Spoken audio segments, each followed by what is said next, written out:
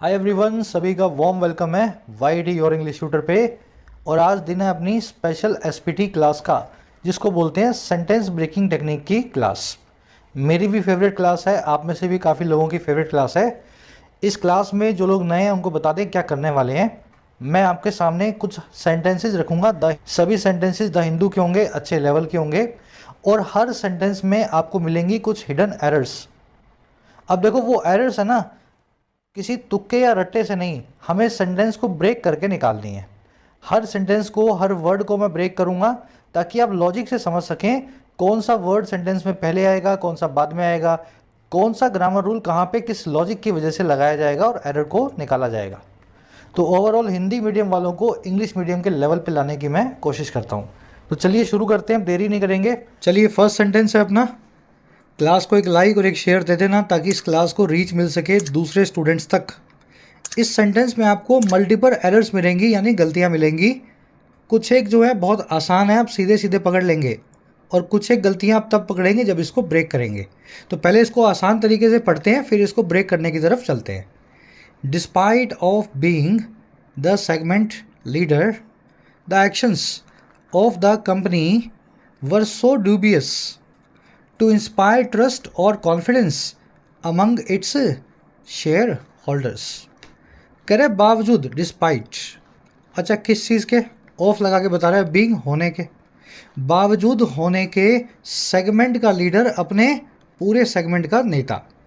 कह रहा है इसके बावजूद जो कंपनी थी, इसके जो एक्शंस थे वो बहुत डूबियस से, बहुत ही संदिग्ध थे, बहुत ही शक वाले थे। और किस चीज़ के लिए? कि वो ट्रस्ट को या कॉन्फिडेंस को इंस्पायर करें, भरोसे को या विश्वास को जगाएं। और किन के अंदर? अपने ही शेयर होल्डर्स के अंदर, निवेशकों के अंदर। तो कंपनी तो बहुत बड़ी थी अपने सेगमेंट में, लीडर भी थी, लेकिन उसकी मैनेजमेंट के एक्शंस इस तरह के थे कि बिल्कुल भी वो कॉन्फिडेंस या ट्रस्ट नहीं जगाती थी उन लोगों में जो कंपनी में निवेश करके बैठे थे, या जिन लोगों ने कंपनी के शेयर खरीदे हुए थे। ये अब सेंटेंस में निकालनी पड़ेंगी एरर। एक तो आपने पकड़ ही ली होगी और दो तीन एरर्स इसमें और है। तो ब्रेक करने की तरफ बढ़ते हैं। और उसी के साथ में जिन प्यारे बच्चों को मॉक टेस्ट पासिस की ज़रूरत है, तो टेक्स्ट बुक की सेल एक्टिव है। आज लास्ट डेट है इसको, जिसमें आपको 1 साल का मॉक टेस्ट पास मिल रहा है 314 रुपये के रिड्यूस्ड प्राइस पे। 70,000 मॉक टेस्ट से भी ज़्यादा इसमें अवेलेबल होंगे आपको, 700 से ज़्यादा एग्जाम्स के। तो अब एसएससी, बैंकिंग, सबका एक ही मॉक टेस्ट पास लेना है आपको, अलग अलग नहीं लेना। इसका प्रो वर्जन 449 में मिलता है, जिसमें आपको ये एडिशनल बेनिफिट होता है कि आप प्रीवियस ईयर पेपर्स को भी मॉक टेस्ट की फॉर्म में अटेम्प्ट कर सकते हैं। कोई भी पास आपको जो भी लेना हो, कमेंट सेक्शन में जाएं, लिंक पे क्लिक करें टेक्स्ट बुक के, और अपना कोड अप्लाई करें YT10। जैसे ही इस कोड को लगाएंगे आपको मॉक टेस्ट पास दिखेगा 314 रुपये के अंदर, नॉर्मल वाला। और जो आपका दूसरा मॉक टेस्ट पास है वो आपको 499 का दिखाएगा, लेकिन कोड लगाने के बाद the price will reduce to 449। Comment section में लिंक रखा है if you need the pass. चलिए, अब सेंटेंस को ब्रेक करना है। मैंने हर वर्ड को अलग कलर दिया हुआ है आपके सामने। नाउन्स मिलेंगे या जीरेंट्स मिलेंगे जो नाउन जैसे ही होते हैं, वर्ब के एनजी फॉर्म्स, सारे के सारे ग्रीन में। एडजेक्टिव्स मिलेंगे सारे के सारे ब्लू में। वर्ब्स और इन्फिनेटिव्स मिलेंगे सारे के सारे रेड में। एडवर्ब अगर आएगी तो मिलेगी पिंक में। कंजंक्शन आएगी तो मिलेगी येलो में। और फिर भी जो रह जाए डार्क ब्लैक में, वो हो जाएगा प्रेपोजिशन। और अगर कुछ लाइट ब्लैक में हो तो वो बन जाएगा द, ए या एन, यानी कि आर्टिकल्स। तो आर्टिकल्स को अपने लाइट ब्लैक कलर में छोड़ देते हैं। ये मैंने अलग अलग क्यों किया? क्योंकि इससे आपको वर्ड्स की पार्ट ऑफ स्पीच पता लगेगी, क्या किस पार्ट ऑफ स्पीच का कौन सा वर्ड है। सेगमेंट एक नाउन है, लीडर एक नाउन है, तो मैंने ग्रीन कलर में दिया हुआ है। अभी आप डिक्शनरी खोलेंगे और लीडर को आप जब डालेंगे डिक्शनरी में तो वो एक नाउन बताएगा आपको। तो ये अंदाज़ा आपको लगना चाहिए कौन सा वर्ड किस पार्ट ऑफ स्पीच से बिलोंग करता है। वर एक वर्ब होती है, ड्यूबियस एक एडजेक्टिव होता है, इसका मतलब होता है संदिग्ध, है ना, जिस पे कोई आपको शक हो, संदिग्ध। चलिए, 3 रूल्स हैं अपने पास एसबीटी के, हर बार आपको बताता हूँ। रूल नंबर 1, ये जो सेंटेंस आप देख रहे हैं इसमें कम से कम एक सब्जेक्ट जरूर होगा। सब्जेक्ट कौन बनते हैं? नाउन्स। तो हो सकता है ये सब्जेक्ट बने, हो सकता है ये बने, हो सकता है ये बने, ये बने, ये बने, ये बने, या ये बने। रूल नंबर 2 ये कहता है जितने सब्जेक्ट्स होंगे उतनी वर्ब्स एटलीस्ट जरूर होंगी। मान लीजिए 3 सब्जेक्ट्स हैं तो 3 वर्ब्स होंगी। यहाँ पे एक वर्ब दिख रही है हमें, एक वर्ब यहाँ दिख रही है, तो 2 वर्ब्स यहाँ पे आपको दिख रही है, तो 2 सब्जेक्ट्स यहाँ पे हो सकते हैं। रूल नंबर 3, जितने भी प्रेपोजिशंस हैं डार्क ब्लैक में, जैसे कि यहाँ पे अमंग है, अमंग का मतलब है के बीच में। डिस्पाइट है, डिस्पाइट का मतलब होता है बावजूद। फिर यहाँ पे प्रेपोजिशन मिली ऑफ, वैसे ही एट होती है, ऑन होती है, विद होती है, बाय होती है, फ्रॉम होती है। ये सभी प्रेपोजिशन अपने बाद में एक ऑब्जेक्ट जरूर लेंगी जो कि होगा एक नाउन। ठीक है, तो इन 3 रूल्स को अपने को सेटिस्फाई करवा के सेंटेंस को चलाना है। चलिए ब्रेक करते हैं। सबसे पहले अपने को पहला सेंटेंस का सब्जेक्ट ढूंढना है।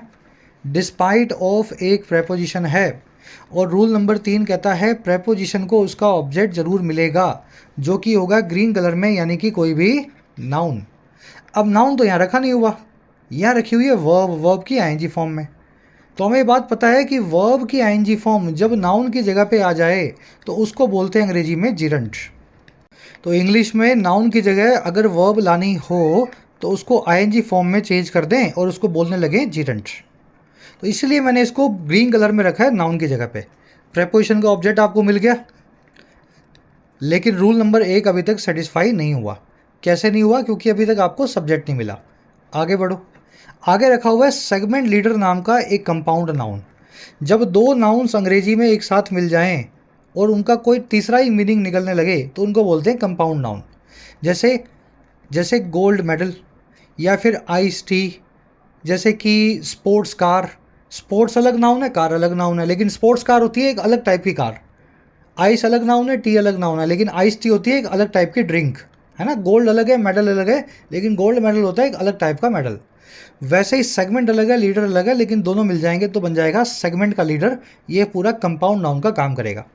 अब आपके दिमाग में सवाल आना चाहिए, सर क्या ये सब्जेक्ट नहीं बन सकता क्या? भाई ये तो इससे जुड़ा हुआ था, ये हमने मान लिया, इसको सब्जेक्ट मान लेते हैं। नहीं, ये सब्जेक्ट नहीं बन सकता। क्यों नहीं बन सकता? क्योंकि ये जो वर्ब है ना, जो जीरेंट का काम यहाँ पे कर रही है, लेकिन इस वर्ब से व्हाट का रिप्लाई कर रहा है ये सेगमेंट लीडर नाम का नाउन। ये है तो नाउन, ये वर्ब तो नाउन का काम कर रही है, लेकिन है तो ये वर्ब ना। भाई मैं किसी और की जगह आकर के उसका काम कर जाऊंगा तो मेरी खुद की आइडेंटिटी थोड़ा चली जाएगी। तो ये वर्ब आपने जुगाड़ से यहाँ नाउन बना के बिठाई है, लेकिन ये है वर्ब, और वर्ब से व्हाट का रिप्लाई कर दिया सेगमेंट लीडर नाम के नाउन ने। तो इस जीरेंट का, इस नॉन फिनिट वर्ब का ऑब्जेक्ट बन गया सेगमेंट लीडर नाम का जो है नाउन। समझ गए? वर्ब से व्हाट का रिप्लाई करने वाला नाउन उस वर्ब का ऑब्जेक्ट बन जाता है। तो जैसे ही ये इस वर्ब से जुड़ा, ये हमारा सब्जेक्ट नहीं बन सकता। अब कोमा लगा, यहाँ पे आपको आइडिया लगना चाहिए कि सब्जेक्ट आपको मिल सकता है आगे जाके। आगे देखो, सब्जेक्ट मिल गया एक्शंस। एक्शंस आपका सब्जेक्ट नंबर 1 बनेगा। फिर मिल गई ऑफ प्रेपोजिशन, इसका ऑब्जेक्ट मिल गया कंपनी। प्रेपोजिशन को ऑब्जेक्ट हमेशा जो है चाहिए होता है। फिर देखो वर्ब रखी हुई है वर। एक्शंस एक सब्जेक्ट है, प्लूरल है, वर्ब भी इसकी प्लूरल है, दोनों एक दूसरे से मैच कर रहे हैं। सब्जेक्ट नंबर 1 बन गया एक्शंस, और वर्ब नंबर 1 बन गई जो है वर। अच्छा, एक्शंस क्या थे? एक्शंस वर सो डूबियस। देखिए डूबियस जो है ना, डूबियस इसका मतलब होता है संदिग्ध, जिस पे आपको शक हो, सस्पिशन हो। और अगर आप इसको डिक्शनरी में डालोगे तो डिक्शनरी में वर्ड निकलेगा एडजेक्टिव। और अगर वर्ब के बाद में सीधे सीधे कोई एडजेक्टिव आ जाए तो 100% वो वर्ब जो है ना, या तो वो होगी लिंक वर्ब या होगी स्टेटिव वर्ब। अब बहुत मैं बेसिक में नहीं जाऊंगा, मोटा मोटा आइडिया आपको दे देता हूँ। लिंक वर्ब, स्टेटिव वर्ब्स होती हैं बेसिकली बी फैमिली की verbs. Is, am, are, was, were, be, being, been. Generally इनके बाद में आप एडजेक्टिव देखेंगे, जैसे कि आई एम गुड, एम के बाद में गुड नाम का adjective. She is fine, is के बाद में फाइन नाम का एडजेक्टिव। दे वर एंक्शियस या दे वर एंग्री, वो गुस्सा थे, तो वर जो है बी फैमिली की वर्ब, बाद में एंग्री नाम का एडजेक्टिव। तो ये जो है ना, इज, एम, आर, वॉज, वर, इनके बाद में अगर आपको एडजेक्टिव मिल जाए तो समझ लेना ये एडजेक्टिव है सब्जेक्ट कॉम्प्लीमेंट। ये जो सब्जेक्ट है ना, उसी के बारे में एडिशनल इंफॉर्मेशन देता है, उसको कॉम्प्लीमेंट करता है। एक्शंस ही डूबियस थे, एक्शंस ही संदिग्ध थे। समझ पा रहे हैं मेरी बात को? तो डूबियस जो है कोई ऑब्जेक्ट नहीं है किसी का, ये एक्शंस नाम के सब्जेक्ट के लिए सब्जेक्ट कॉम्प्लीमेंट का काम कर रहा है as an adjective after a link verb. So यहाँ पे एक एडवर्ब है, डूबियस नाम के एडजेक्टिव को मॉडिफाई कर रही है। जो चीज़ एडजेक्टिव की एडिशनल इंफॉर्मेशन दे वो चीज़ कहलाती है अंग्रेजी में एडवर्ब। एडवर्ब क्या होता है? वर्ब या एडजेक्टिव की विशेषता बताने वाले वर्ड्स, है ना। तो यहाँ पे एडजेक्टिव के लिए एडवर्ब लगाया गया सो। अब थोड़ा और आगे बढ़ते हैं। इतना आपने देख लिया, सब्जेक्ट है आपका एक्शंस, वर है आपकी इसकी एक्शंस की वर्ब। देखो ये डूबियस थे, वाई डूबियस थे? इंस्पायर करने के लिए। क्यों थे भाई एक्शंस डूबियस? एक्शंस थे डूबियस इंस्पायर करने के लिए। जब के लिए की बात हो और वर्ब के टू इन्फिनेटिव से रीज़न दिया जाए तो उसको बोलते हैं एडवर्बियल इन्फिनेटिव ऑफ रीज़न। समझ गए? इन्फिनेटिव है टू प्लस में वर्ब की बेस फॉर्म, लेकिन वर्ब से या एडजेक्टिव से उसका रीज़न दे रहा है। जब भी रीज़न देगा तो ये एडवर्ब ऑफ रीज़न बन जाएगा। जगह की बात करेगा तो एडवर्ब ऑफ प्लेस, टाइम की बात करेगा तो एडवर्ब ऑफ टाइम, है ना? इस तरीके से एडवर्ब बन सकता है। तो ये टू इंस्पायर यहाँ पे एक एडवर्बियल इन्फिनेटिव है। अब देखो इंस्पायर एक इन्फिनेटिव है, वर्ब से बना है। इंस्पायर करना है दो चीज़ों को, ट्रस्ट को या कॉन्फिडेंस को, और दोनों चीज़ें जुड़ी हुई हैं और से। दो नाउन इंस्पायर से वर्ड का रिप्लाई दे रहे हैं, दोनों ही इस टू इंस्पायर इन्फिनेटिव के ऑब्जेक्ट है। इंस्पायर क्या करना है भाई? इंस्पायर कॉन्फिडेंस को करना है या ट्रस्ट को करना है। तो वर्ब से जो व्हाट या हुम का रिप्लाई कर दे वो नाउन बन जाता है वर्ब का ऑब्जेक्ट। तो ये नॉन फिनिट वर्ब है, लेकिन इसका ऑब्जेक्ट बन जाएगा ट्रस्ट या कॉन्फिडेंस। अमंग प्रेपोजिशन है, ऑब्जेक्ट है इसका शेयर होल्डर्स। इट्स यहाँ पे एडजेक्टिव का काम करेगा, इसको ब्लू करना चाहिए था। इट्स शेयर होल्डर्स मतलब कंपनी के शेयर होल्डर्स, ठीक है? पॉजेसिव एडजेक्टिव का काम करेगा इट्स। एक बार मैं रिपीट कर रहा हूँ, बड़ा ही आसान सा सेंटेंस है ये। सब्जेक्ट इसमें एक ही है जो कि है एक्शंस, उसकी वर्ब है वर। डिस्पाइट एक प्रेपोजिशन है, ऑब्जेक्ट है बीइंग। बीइंग जो यहाँ पे जीरंड है, इसने वर्ब का, इसने ऑब्जेक्ट लिया हुआ अपना सेगमेंट लीडर, वर्ड से रिप्लाई करने वाला। ऑफ प्रेपोजिशन है, ऑब्जेक्ट है कंपनी। डूबियस यहाँ पे एडजेक्टिव है, वर्ब के बाद में आया हुआ है, लिंक वर्ब के बाद में, और सब्जेक्ट कॉम्प्लीमेंट का काम कर रहा है। एक्शंस जो थे डूबियस थे, संदिग्ध थे। सो एडवर्ब है, डूबियस नाम के एडजेक्टिव को मॉडिफाई कर रही है। टू इंस्पायर एक एडवर्बियल इन्फिनेटिव है, एडवर्ब ऑफ रीजन का काम कर रहा है, वाई का रिप्लाई कर रहा है। इंस्पायर क्यों जो है डूबियस थे? इंस्पायर करने के लिए डूबियस थे। इंस्पायर इन्फिनेटिव में दो ऑब्जेक्ट लिए हुए हैं, दो नाउन्स, दोनों वर्ड से रिप्लाई कर रहे हैं। क्या इंस्पायर करना है? ट्रस्ट को, पहला ऑब्जेक्ट, और क्या इंस्पायर करना है? कॉन्फिडेंस को, दूसरा ऑब्जेक्ट। दो ऑब्जेक्ट जुड़े हुए हैं और नाम की कंजंक्शन से। कंजंक्शन का काम यही होता है सेम टाइप की चीज़ों को मिलाना। अमंग प्रेपोजिशन है, ऑब्जेक्ट है इसका शेयर होल्डर्स। इट्स यहाँ पे एडजेक्टिव है, शेयर होल्डर्स के लिए इट्स जो है ना, उनकी विशेषता बता रहा है, उनको जो है मॉडिफाई कर रहा है। कौन से शेयर होल्डर्स? इस कंपनी के share holders, it's share holders. तो पहली एरर कहाँ पकड़ में आई? देखो पहली एरर तो आपको यहीं पकड़ में आ गई, डिस्पाइट के बाद में ऑफ नहीं आता। बहुत ही कॉमन सी एरर है, मेरे ख्याल से इसके लिए पूरा सेंटेंस पढ़ने की ज़रूरत भी नहीं है। डिस्पाइट जो है बिना ऑफ के लगेगा, और अगर ऑफ लगाना है तो डिस्पाइट की जगह आप लगाएंगे इन स्पाइट, ठीक है? तो या तो लिखो in spite of being the segment leader, या फिर लिखें despite being the segment leader of को निकाल के। तो ये सिंपल एरर है जो आपने पकड़ ली होगी। अब वो वाली देखते हैं जो आप नहीं पकड़ पाए, अलग से ले चलते हैं आपको साइड में। देखो समझने में तो एक बार में समझ आ जाएगी, थोड़ा सा फोकस आपको देना होगा। इंग्लिश में एक स्ट्रक्चर होती है टू टू। पहले वाले में टू में डबल ओ आएगा, दूसरे वाले में सिंगल ओ आएगा, टू टू। और दूसरा जो स्ट्रक्चर होता है वो होता है सो दैट। ये दोनों स्ट्रक्चर एक दूसरे के बराबर हैं लेकिन एक दूसरे की उल्टी हैं। मैं आपको एग्जांपल देता हूँ हिंदी में। अगर मैं ऐसा बोलूँ जलेबी इतनी गर्म थी कि खाई नहीं जा सकती थी, जलेबी इतनी गर्म थी कि खाई नहीं जा सकती थी, तो इसी स्ट्रक्चर को मैं टू टू लगा के भी बोल सकता हूँ और सो दैट लगा के भी बोल सकता हूँ, ठीक है? फ़र्क ये है कि टू टू जो है ना, अगर उसमें नोट लगा दिया तो फिर सो दैट में नोट नहीं लगाना, और टू टू में नोट नहीं लगाया तो सो दैट के साथ में नोट आएगा, क्योंकि ये एक दूसरे के उल्टे हैं। समझ गए? अब मोटा मोटा आपके दिमाग में बैठ गई होंगी स्ट्रक्चर्स। बना के दिखाता हूँ आपको स्ट्रक्चर, तब समझ में आएगा। The tea cup was too hot to hold या टू बी हेल्ड। जो चाय का कप था वो इतना गर्म था कि उसको होल्ड नहीं किया जा सकता था, उसको हाथ में नहीं पकड़ा जा सकता था। दोनों तरीके से स्ट्रक्चर बन सकती है। The tea cup was too hot to hold या too hot to be held, ठीक है? ये भी सही है और ये भी सही है, दोनों ही अपनी अपनी जगह पे सही हैं। स्ट्रक्चर आपने देख ली, टू या टू, पहला डबल टू वाला और दूसरा जो है सिंगल टू। इसी स्ट्रक्चर को अगर मुझे सो दैट लगा के लिखना हो तो मैं ऐसे लिखूंगा, the tea cup was so hot that one could not hold it. आ रही बात समझ में? या फिर the tea cup was so hot that it could not be held, ये मैंने बना दी पैसिव एक्टिव में और ये मैंने बना दी पैसिव में। Could not be held passive, could not hold active, ये भी सही है और ये भी सही है। अगर मैंने ये ऊपर एक्टिव बनाया होता तो फिर मैं एक्टिव वाली स्ट्रक्चर लिखता, अगर मैंने पैसिव बनाया होता टू टू के साथ में तो सो दैट के साथ में मैं पैसिव वाली स्ट्रक्चर लिखता। देखा आपने, यहाँ पे नोट नहीं लगा, इसलिए दोनों ही स्ट्रक्चर में सो दैट के साथ में नोट का इस्तेमाल किया गया। तो ये स्ट्रक्चर आपको सीखनी है और दिमाग में बिठानी है, क्योंकि आपका एग्जामिनर इन स्ट्रक्चर्स को आपके दिमाग में कंफ्यूज करेगा। कैसे? ये जो टू टू की स्ट्रक्चर है, यहाँ पे अगर मैं सो लगा के दे दूँ, the tea cup was so hot to hold या टू बी हेल्ड, दिमाग कंफ्यूज हो जाएगा ना। तो भाई साहब याद रखना है, सो जो आएगा तो वो आएगा दैट के साथ, और टू जब डबल टू वाला टू आएगा उसके साथ में आएगा टू होल्ड या टू बी हेल्ड, यानी इन्फिनेटिव टू के साथ। अगर इतना समझ में आ गया तो यही फॉर्मूला आपको यहाँ अप्लाई करना है। The actions of the company were so dubious नहीं, सो डूबियस नहीं, too dubious to inspire trust और कॉन्फिडेंस। समझ पाए या नहीं समझ पाए? अगर मुझे सो लिखना होता तो फिर मैं यहाँ टू को निकाल के दैट लगाता। The actions of the company were so dubious that they, पूरा लिखना पड़ता, they did not inspire trust और confidence among its share holders. तो एक तरीका तो ये सो को पढ़ा रहने दो, इसको टू को निकाल के यहाँ पे दैट लगा के और फिर डिड नॉट लिखें, that they did not inspire ऐसा लिखें तो ये सही हो जाएगा।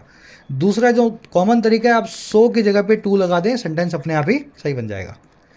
एक सेंटेंस और बनवा रहा हूँ इस पर टू टू पे, ताकि ये दिमाग में अच्छे से बैठ सके। Her lies were so real that it was hard not to believe it, believe it की जगह पे बिलीव दैम कर लेना लाइज के लिए, ठीक है। उसके झूठ इतने हकीकत भरे थे या रियल थे कि ये बड़ा मुश्किल था कि उन पे बिलीव ना किया जा सके, मतलब इतने सच्चे झूठे थे, झूठ भी इतने सच्चे थे कि उन पे बिलीव ना करना बड़ा मुश्किल था। सो दैट से स्ट्रक्चर बनाइए, हमें बनानी है टू टू से। नोट स्ट्रक्चर में आ गया है तो टू टू में नोट नहीं लगेगा। अब ये स्ट्रक्चर टू टू से कैसे बनेगी? Her lies were too real, her lies were too real not to believe, या फिर her lies were too real not to be believed, ठीक है। अगर ये एक्टिव है तो बिलीव वाला यूज़ कर लो, अगर ये पैसिव है तो यहाँ पे बिलीव्ड वाला, टू बी बिलीव्ड वाला पैसिव वाला यूज़ कर सकते हैं। तो इस तरीके से आप जो है इन दोनों स्ट्रक्चर्स को एक दूसरे में इंटरचेंज करना सीखें। तो ये तो थी आपकी एरर नंबर 2। अब बची एरर नंबर 3। मेरे साथ हो ना अभी तक? ऐसा तो नहीं है मैं ही कुछ एडवांस चीज़ें बता रहा हूँ और आप सर खुजा रहे हो? कमेंट में लिख करके बताओ सर समझ में आ रहा है।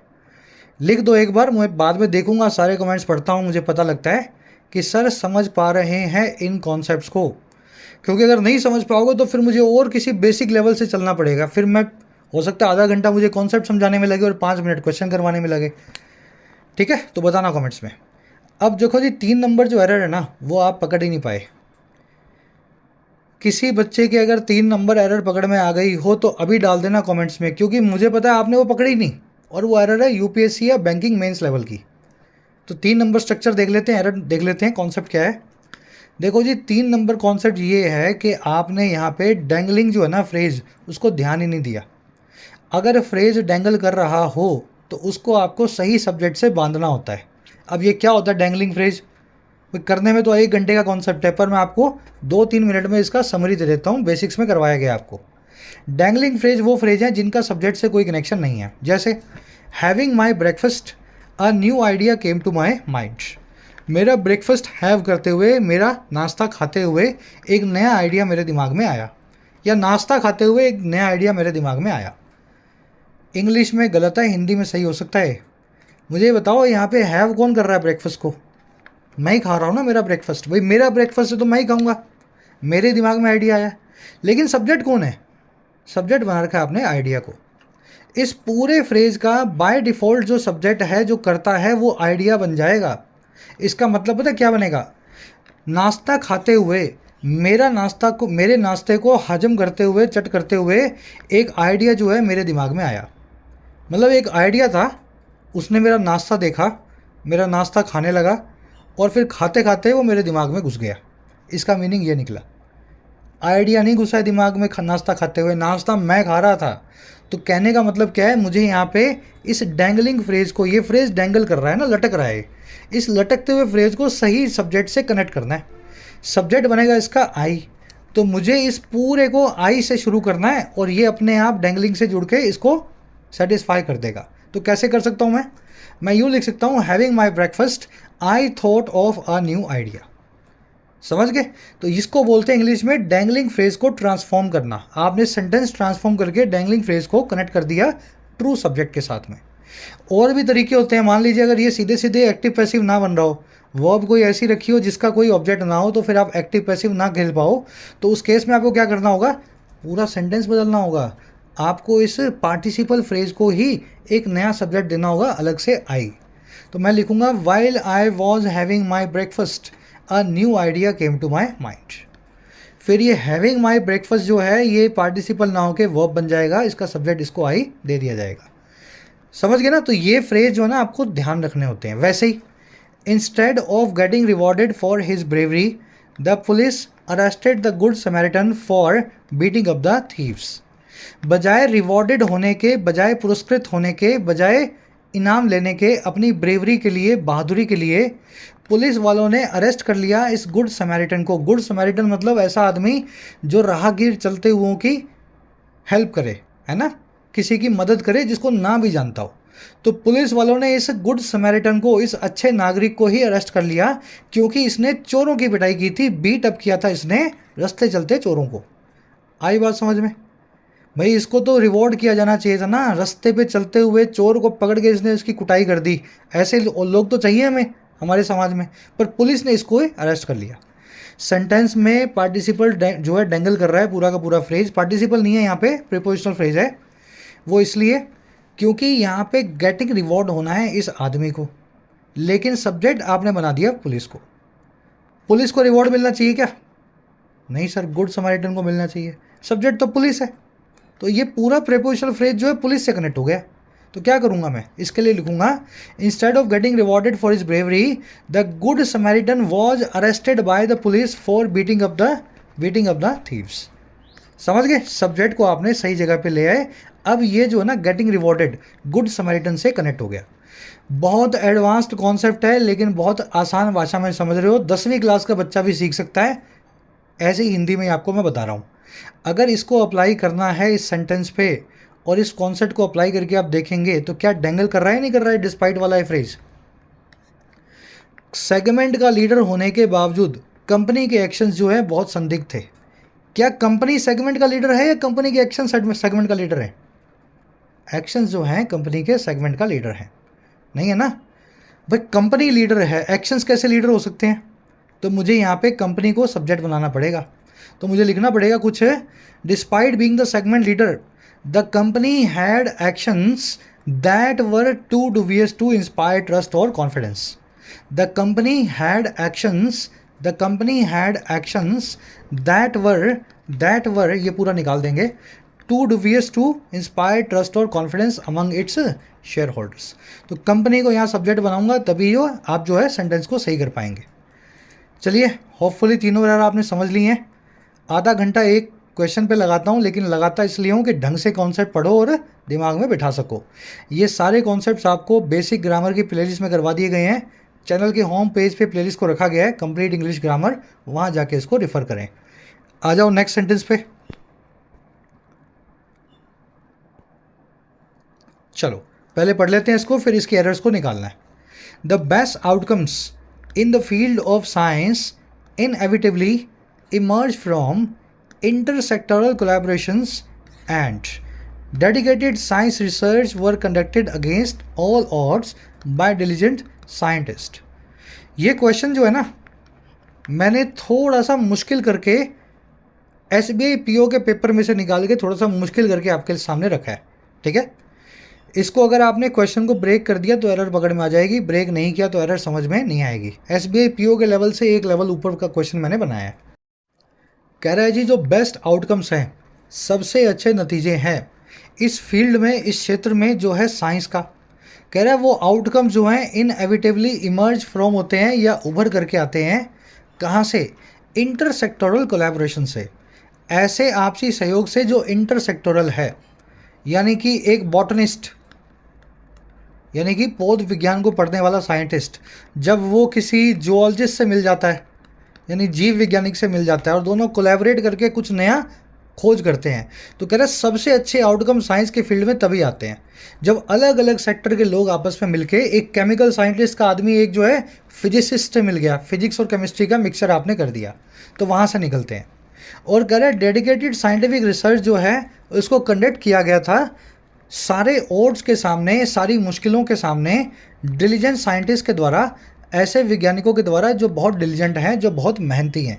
डिलीजेंट कौन होता है? जो सिंसियर भी हो और मेहनती भी हो, बड़े पेशेंस के साथ में मेहनत करना जानता हो। सेंटेंस का कुछ सर पैर आपके हाथ में नहीं लगेगा, दो बातों को इसने एंड से जोड़ करके आपको बताया जिनका आपसी कोई कनेक्शन दिख नहीं रहा। चलो अब इसको ब्रेक करते हैं। मीनिंग तो आपने निकाल लिया। द बेस्ट सुपरलेटिव डिग्री है गुड की, गुड, बेटर, द बेस्ट। तो एडजेक्टिव से आपको सेंटेंस मिला है तो मतलब उसके आगे एक नाउन मिलेगा, और नाउन है यहाँ पे आउटकम्स। अब ये जो नाउन है किसी प्रेपोजिशन का, किसी वर्ब का, किसी इन्फिनेटिव, किसी जिरेंट का ऑब्जेक्ट नहीं है। तो ये जो पहला नाउन आपको मिला ना सेंटेंस में, जो किसी से कनेक्टेड नहीं है, ये आपका बन जाएगा सब्जेक्ट नंबर 1। ठीक है, जो किसी और से कनेक्टेड ना हो वो अपनी वर्ब लेके वो नाउन सब्जेक्ट बन जाता है। और आगे बढ़ो, इसकी वर्ब देखते हैं कहाँ है। वर्ब तो दिखे नहीं, इन प्रेपोजिशन आ गया, इसका ऑब्जेक्ट ढूंढना पड़ेगा, वो मिल गया फील्ड। फिर और आगे बढ़े, इसकी वर्ब ढूंढते हैं, फिर से वर्ब नहीं मिली, ऑफ प्रेपोजिशन आ गया, इसका ऑब्जेक्ट मिल गया साइंस। फिर और आगे बढ़े तो एक एडवर्ब मिली वर्ब की, वर्ब से बनी हुई है ना, एडजेक्टिव से बनी हुई एडवर्ब, इनएविटेबली, यानी जिसको रोका ना जा सके। तो ये जो आउटकम्स हैं वो इनएविटेबली इमर्ज होते हैं, आपका कोई कंट्रोल नहीं है, वो यहीं से इमर्ज होंगे। समझ पा रहे हैं मेरी बात को? वर्ब जो है इमर्ज, इस वर्ब के लिए एडवर्ब का इस्तेमाल किया गया है इनएविटेबली। कैसे इमर्ज होते हैं? इनएविटेबली इमर्ज होते हैं, है ना। इनएविटेबली का मतलब है जिसको रोका ना जा सके, जो बहुत निश्चित हो, सर्टेन हो। तो ये जो आप वर्ब देख रहे हैं ना सर जी, ये वर्ब है आउटकम्स नाम के सब्जेक्ट की। समझ गए? ये प्लूरल सब्जेक्ट, वर्ब भी प्लूरल। अब और आगे बढ़ो, फ्रॉम प्रेपोजिशन है, ऑब्जेक्ट है कोलैबोरेशंस। इंटरसेक्टोरल एक एडजेक्टिव है, इंटरसेक्टर के आगे एल लगा के बनाया गया है। सेक्टर से सेक्टोरल, इंटरसेक्टर से इंटरसेक्टोरल। इस एडजेक्टिव ने इस नाउन को मॉडिफाई किया हुआ है, इसके बारे में एडिशनल इन्फॉर्मेशन दे रहा है। एंड कंजंक्शन है, इसके बाद में एक नया सब्जेक्ट देख रहे हो आप, रिसर्च, सब्जेक्ट नंबर 2। और देखो ये सब्जेक्ट जो है ना, दो एडजेक्टिव से मॉडिफाई हो रहा है, डेडिकेटेड से भी, साइंटिफिक से भी। डेडिकेटेड साइंटिफिक रिसर्च, समझ पा रहे हैं मेरी बात को? ये पूरा जो डेडिकेटेड साइंटिफिक रिसर्च है, इस नाउन के लिए एडिशनल इन्फॉर्मेशन देने वाला एडजेक्टिवल फ्रेज है। और आगे बढ़ो, रिसर्च की वर्ब है जी वर कंडक्टेड, सब्जेक्ट नंबर 2 की वर्ब नंबर 2 वर कंडक्टेड। अगेंस्ट प्रेपोजिशन है, ऑब्जेक्ट है ऑड्स। ऑड्स का मतलब होता है डिफ़िकल्टीज़ या चैलेंजेस, चुनौतियाँ या मुश्किलातें। ऑल प्रेपोजिशन, ऑल जो एडजेक्टिव है ऑड्स को मॉडिफाई कर रहा है, इसके बारे में एडिशनल इन्फॉर्मेशन दे रहा है। बाय प्रेपोजिशन है, ऑब्जेक्ट है साइंटिस्ट। डिलीजेंट एक एडजेक्टिव है, साइंटिस्ट के बारे में एडिशनल इन्फॉर्मेशन दे रहा है। सेंटेंस आपने बड़े आसानी से ब्रेक कर लिया। 2 सब्जेक्ट्स मिले, आउटकम्स और रिसर्च। पहले सब्जेक्ट की वर्ब है इमर्ज, दूसरे की वर्ब है वर कंडक्टेड, पैसिव वॉइस में जो है रिसर्च की वर्ब है। इन प्रेपोजिशन है, ऑब्जेक्ट है फील्ड। ऑफ प्रेपोजिशन है, ऑब्जेक्ट है साइंस। फ्रॉम प्रेपोजिशन है, ऑब्जेक्ट है कोलैबोरेशंस। एंड कंजंक्शन से दोनों सब्जेक्ट्स आपस में मिले हुए हैं। अगेंस्ट प्रेपोजिशन का ऑब्जेक्ट है ओड्स, बाय प्रेपोजिशन का ऑब्जेक्ट है साइंटिस्ट। डिलीजेंट ने इस ऑब्जेक्ट को मॉडिफाई किया हुआ है, ऑल ने इस ऑब्जेक्ट को किया हुआ है, साइंटिफिक और डेडिकेटेड ने इस ऑब्जेक्ट, इस जो है दूसरे वाले सब्जेक्ट को मॉडिफाई किया हुआ है। इंटरसेक्टोरल भी एक एडजेक्टिव है, इस दूसरे वाले फ्रॉम प्रेपोजिशन के ऑब्जेक्ट जो है इसको मॉडिफाई कर रहा है। तो कुल मिला के सेंटेंस आपने ब्रेक कर लिया। अब इसमें एरर कहाँ दिखी? चलो मैं आपको पहले ही आइडिया दे देता हूँ, जो एरर आपको दिख रही है ना वो एरर है नहीं, समझ गए? जो एरर इसमें आपको दिख रही है वो एरर नहीं है। अब बताओ कुछ एरर आपको दिख रही है उसके अलावा तो। चलो जो एरर आपको दिख रही है पहले वो देख लेते हैं। देखो एरर सिंपल सी है कि ये सारे वर्ड्स अंग्रेजी में जिनको आप काउंटेबल कभी भी नहीं मानते हैं, ये अनकाउंटेबल नाउन्स हैं। Research, legislation, machinery, equipment, advice, paper, jewellery, furniture, software, hardware, spyware, bread, है ना, अच्छे से जानते हो कॉन्सेप्ट आप। 3 important ERP softwares of Microsoft have been on the target of hackers. 3 ERP softwares जो हैं माइक्रोसॉफ्ट के, वो हैकर्स के टारगेट पे रहे हैं। सेंटेंस में सॉफ्टवेयर्स को आपने काउंटेबल प्लूरल बना रखा है, जो कि गलत है। आप यहाँ पे एस को निकालेंगे, लेकिन 3 को जस्टिफाई करने के लिए आप यहाँ पे ऐड कर देंगे pieces of. 3 important pieces of, या 3 पीसीज ऑफ, यही लगा दो, 3 pieces of important ERP software, एस नहीं software, of Microsoft have been on target. यहाँ पे हैव जो है ये पीसीज की वर्ब बन जाएगी और प्लूरल वर्ब आप जस्टिफाई कर पाएंगे। तो इस तरीके से इन वर्ड्स को आपको सिंगुलर वर्ब देनी होती है अगर आप इनके आगे 2 3 यूज़ ना कर रहे हो, है ना। मान लीजिए यहाँ पे 3 ना लिखा होता, इंपॉर्टेंट लिखा होता, तो फिर सॉफ्टवेयर ही लिखते, इंपॉर्टेंट ERP सॉफ्टवेयर हैव की जगह पे हैज़ लगा देते, ठीक है ना। तो इसको आपको इन नाउन्स को खुद की जो वर्ब देनी है सिंगुलर देनी है और इनके आगे कभी भी एस को नहीं लगाना है। अब यही एरर आपने पकड़ी होगी, आपने देखा होगा सर रिसर्च के आगे वर्क कंडक्टेड लिखा हुआ है, यहाँ पे लिखना चाहिए वॉज कंडक्टेड। रिसर्च एक ऐसा नाउन है जो कि अनकाउंटेबल होता है। तो ये एरर सही है, लेकिन एक्चुअल में एरर है नहीं है। एरर पता क्या है, एरर ये है सर, ये जो सारी की सारी चीज़ें इमर्ज होती है ना, ये आउटकम्स, ये 2 चीज़ों से इमर्ज होते हैं। पहली चीज़ है कोलैबोरेशंस जो होती हैं इंटरसेक्टोरल, और दूसरी चीज़ है साइंटिफिक रिसर्च जो कंडक्ट करवाई जाती है सारी चुनौतियों के सामने मेहनती वैज्ञानिकों के द्वारा। मुझे कैसे पता लगा, ये वाला जो टेंस देख रहे हो ये है प्रेजेंट में, ये वाला टेस्ट है वो टेंस है वो है पास्ट में। भाई आउटकम इमर्ज होते हैं सेक्टोरल कोलैबोरेशन से, और रिसर्च को कंडक्ट करवाया गया था डिलीजेंट साइंटिस्ट के द्वारा। क्या मतलब भाई, या तो यहाँ पे रिसर्च इज लिखा जाए तब तो ये प्रेजेंट से प्रेजेंट मिले, सेंटेंस का कुछ मीनिंग सर पैर निकले, सर पैर नहीं निकल रहा ना। तो सबसे अच्छा तरीका क्या है जी, आपको यहाँ पे इस वर्ब को हटा ही देना है और इसको बना देना है एडजेक्टिव। और ये जो रिसर्च है इसके लिए वर्ब की थर्ड फॉर्म एडजेक्टिव बन के ये पार्टिसिपल का काम करेगा। आप ऐसा समझेंगे कि ये जो चीज़ें इमर्ज होती हैं ये होती हैं कोलैबोरेशन से और रिसर्च से, और वो रिसर्च, इस वर्ड को निकाल रहा हूँ, कंडक्टेड अगेंस्ट ऑड्स, जो सारे ऑड्स के खिलाफ कंडक्ट होती है साइंटिस्ट के द्वारा, वैज्ञानिकों के द्वारा। समझ पाए, मीनिंग और अच्छे से निकालना है आपको। SBI ने एक क्वेश्चन आपसे पूछा है, अंदर घुस करके आपको देखना था क्या इस क्वेश्चन में पूछा गया है। कुछ बच्चों ने वर की जगह वॉज किया होगा, जिनका आंसर जो है की के हिसाब से गलत होना चाहिए, है ना। समझ पा रहे हैं ना, वॉज का वर्ड नहीं करना है, टेंस का यहाँ पे मिसमैच हो रहा है। आपको इसको दूसरा ऑब्जेक्ट बना देना है फ्रॉम प्रेपोजिशन का, वर्ब को हटा करके इसको वर्ब की थर्ड फॉर्म एडजेक्टिव मान लेना है और इस तरीके से सेंटेंस को पूरा सही कर देना है। होपफुली ब्रेक करने से आपको क्लैरिटी आई होगी। मिलेंगे नेक्स्ट क्लास में। एक क्वेश्चन दे रहे हैं आपको आज के लिए, कुछ एरर्स इसमें आपको मिलेंगी, आसान बिल्कुल भी नहीं है, 5-7 मिनट आपको लगाने होंगे। ब्रेक नहीं करना आता तो ब्रेक करने की कोशिश करो। पिछली 70 क्लासेस हो चुकी हैं, होम पेज पे प्लेलिस्ट रखी है सेंटेंस ब्रेकिंग टेक्निक की, या यूट्यूब पे सर्च कर लेना sentence breaking technique SBT by Aman sir, पूरी प्लेलिस्ट आपको दिख जाएगी।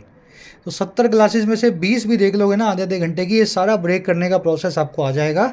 इस सेंटेंस की एरर्स को निकालने की कोशिश करना, और फर्स्ट कमेंट पे नीचे मैंने आंसर डाल दिया मेरा, सही करके इस सेंटेंस को वहाँ से मैच करना और मुझे बताना कितनी एरर्स आप पकड़ पाए, 2 3 4 में से कितनी एरर्स आपको मिली।